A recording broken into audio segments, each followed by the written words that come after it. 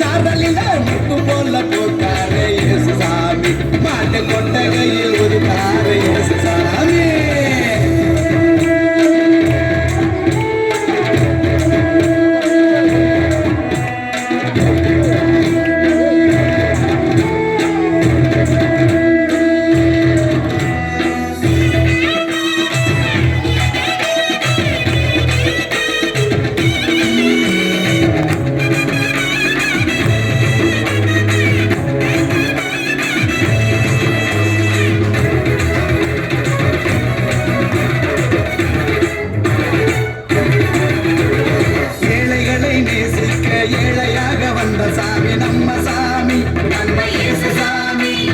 எல்லோருக்கும் வாழ்வு தர மனுஷனாக வந்த சாமி நம்ம சாமி,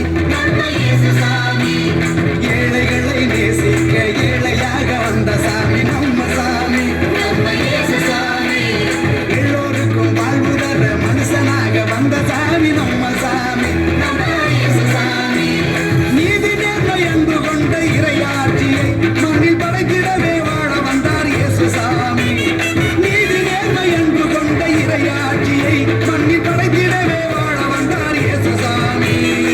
ஆண்டவராகிய இயேசு இந்த பூமியிலே பிறந்த திருநாளை, கடவுள் இந்த பூமியில அந்த பெருநாளை உலகம் முழுவதும் கிறிஸ்துமஸ் என்று கொண்டாடி கொண்டிருக்கிறோம்.